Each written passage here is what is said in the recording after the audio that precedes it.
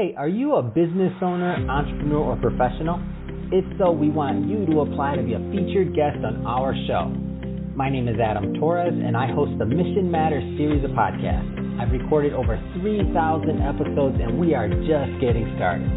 How do you know if you'd be a good guest to be on the show? Well, only one way to find out, and that's to apply, but I'm going to let you in on a little secret. We want guests that have a story to tell, guests with a brand, a product, or a service that can benefit my audience of listeners. If this sounds like you, go to missionmatters.com and click on Be Our Guest to apply. I'd love to talk to you and get to know more about your story. Again, head on over to missionmatters.com and click on Be Our Guest to apply. All right, now let's get into the show. Hey, I'd like to welcome you to another episode of the Mission Matters Business Podcast, your source for all things business. My name is Adam Torres. You can follow me on Instagram at AskAdamTorres. Keep up with my book releases, book tour schedule, signings, all that other good stuff. Always love to connect with you there. And as always, if you'd like to apply to become a co-author of one of my upcoming books, just head on over to the website, missionmatters.com, and click on Become an Author to apply. All right, so today is a very special episode. So today I'm bringing out one of our authors from our newly released book, Mission Matters, Women in Business, Volume 1, our inaugural issue of the Women in Business series. And I got to tell you, it's been so much fun putting this together and working with this amazing group of women. So let me first introduce the author for today. So today's author is Renee Lopez-Cantera, who's VP of Business Development over at Icon Digital. Renee, welcome back to the show. Hi, Adam. Thanks so much for having me on. It's even more exciting now that we have this book that's launching. Oh, my gosh. So I got to ask, finally, we've been putting this together for, about a year or so, and we've been bringing together the content, curating it. Now it's done. I mean, how do you feel?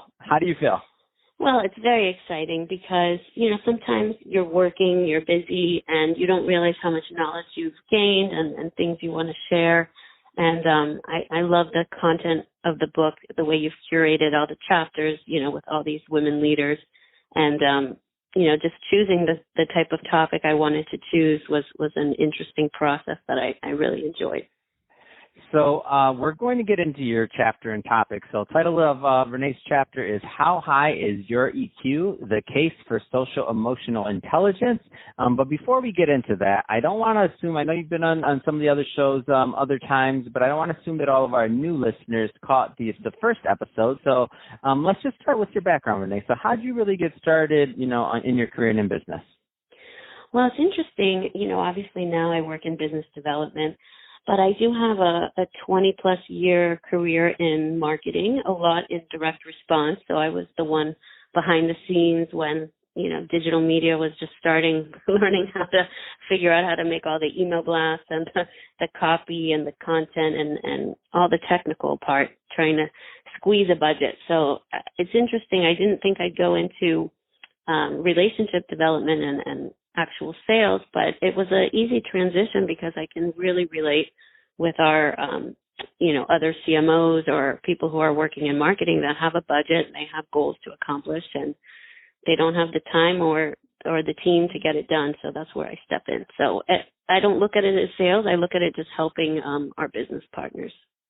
That's awesome. And for the listeners, I am completely biased on this one, but Renee is excellent because we were in the pre-show. She was solving one of my problems. I was like, so how do I get all of our authors? We have these amazing authors. We probably have a little over 140 authors we've published as of this point. And I'm like, how do I get everybody to talk together? And she listened and she heard my problem and literally solved it within 10-minute phone call. And I've been struggling with this problem for, a year and a half maybe. So, Renee, that's my plug for you. You are awesome.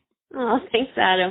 I mean, just to that topic, that's what we do every day when we do digital marketing with our clients is we listen to their pain points, what their goals are, their KPIs, and we just kind of make a plan. There's so many interesting technologies out there in different ways. And it's just about testing and measuring and seeing if something works for somebody. So I guess by doing that with so many clients, I have a book of over 20 personal clients that I work with every day and with our team over the years and just meeting all different types of people and listening to how they solve problems. I guess it gives you a toolkit that we don't even realize we have. That's amazing, and I think that's a great transition to today's topic. So I wanna go into your chapter, and for the audience, we're not gonna give all of the knowledge from the chapter. Why? Because we do sell books here. We still want you to go buy the book, of course, but we're gonna give you a ton of value. So you're in for a treat. So how high is your EQ? The case for social emotional intelligence. First off, Renee, what was your inspiration for this topic and chapter? Well, I wanted to make it personal, something that I have some authority on, obviously. And, we work in business. Some people are corporate, some are entrepreneurial. And I think maybe with the feminine energy, I just was never that cutthroat. I got it done. I was aggressive in the sense that I tackled my problems and I was a hard worker. But that whole political environment or, I always climbed the ladder in a very professional and very kind way.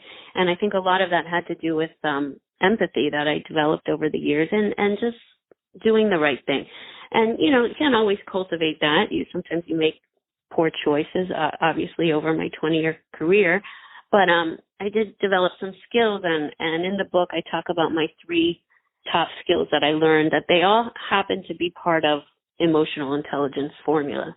And so we can get into that. But I said that my top one was empathy.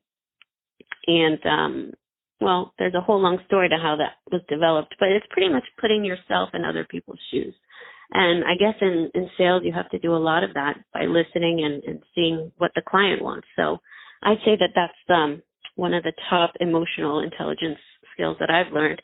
And also, sometimes when people are younger, say your young adult self, when you're in college, you think, okay, I have to get straight A's and it's that cutthroat environment. But really, when you get out into the working world, I wish at the time in business school that they would have taught more classes just about, how to get along with your colleagues, how to be a team player, all those things that are the ingredients that make your colleagues or your clients really not necessarily only like you, but that they want to work with you. And those are the kind of soft skills that I'm talking about in my chapter.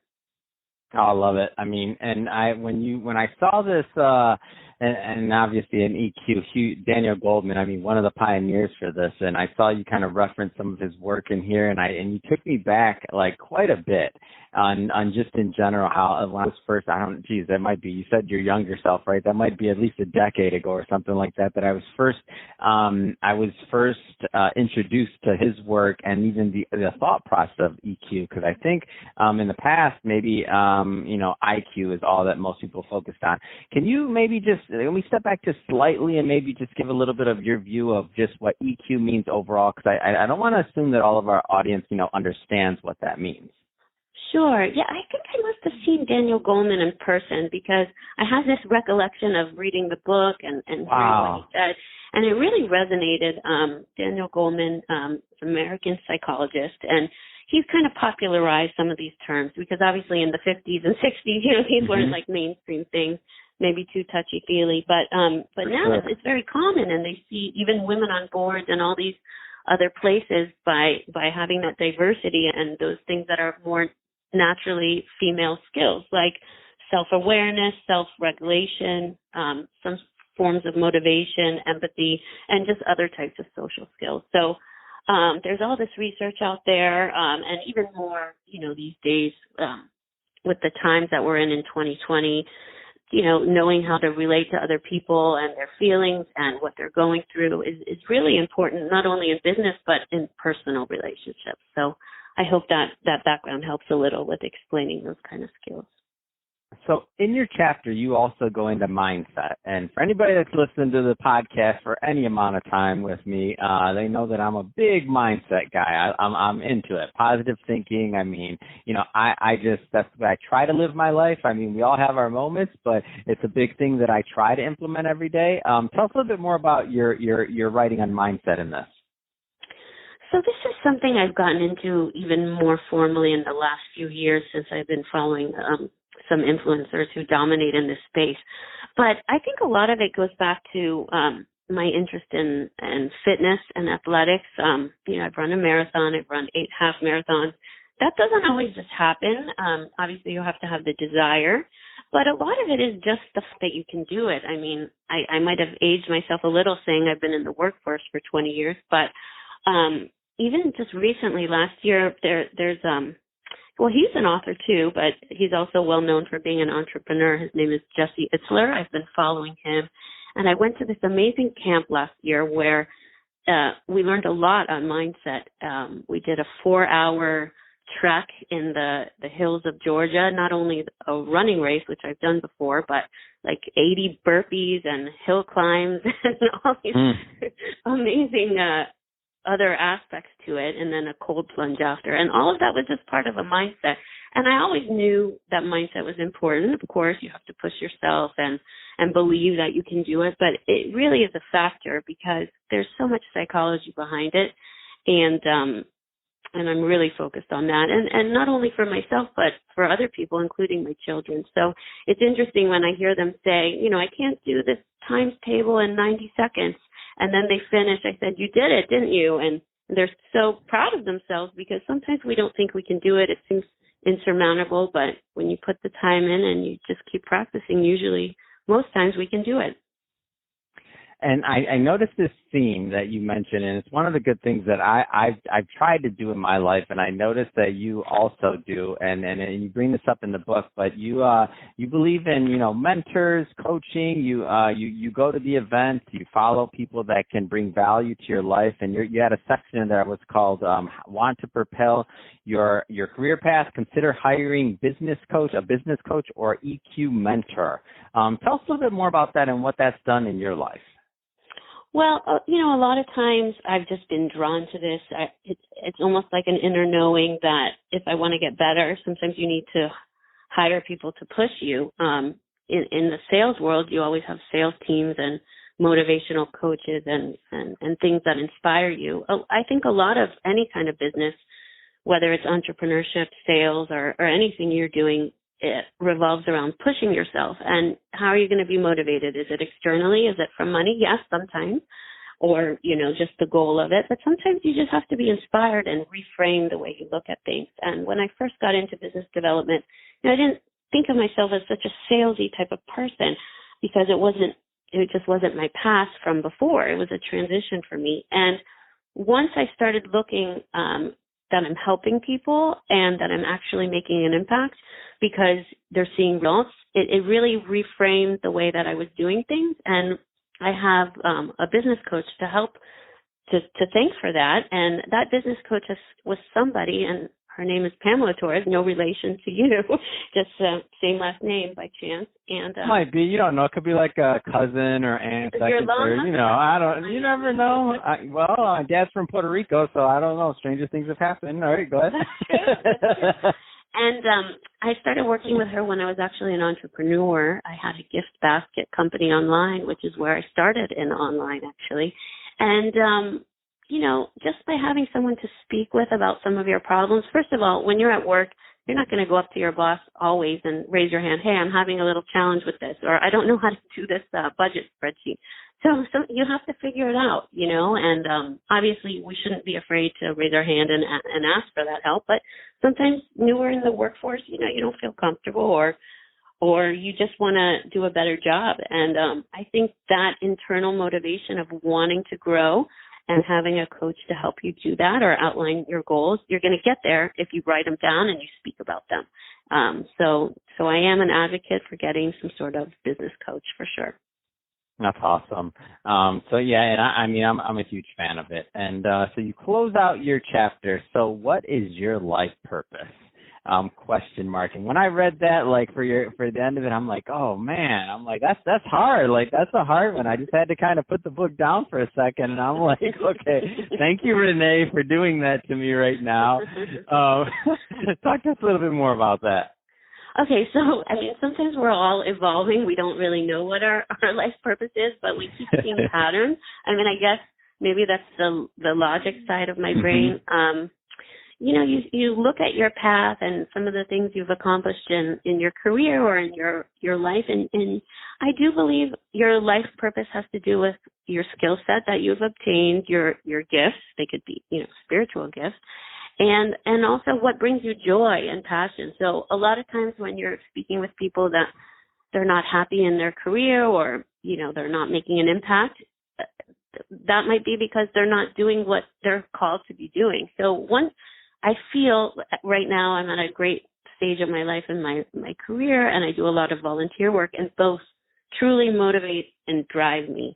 So because I have that joy in my career that I'm making an impact and helping others, it is part of the life purpose. So I'm not saying we all have it figured out. We know our full life purpose, but I do say do a gut check. Are you on the right path? I mean, not to knock any of my past jobs, but, if you feel stuck, sometimes it's time to evaluate and look, okay, well, I'm not feeling that great about this situation, so what can I do to improve it? Either ask for a promotion, maybe change industries, or do what really brings me joy. So we don't have the answers, but at least we should be asking ourselves the question. That's awesome. Well, Renee, again, congrats on being published in our very first inaugural issue of our Women in Business edition of Mission Matters. I mean, honored to have you published.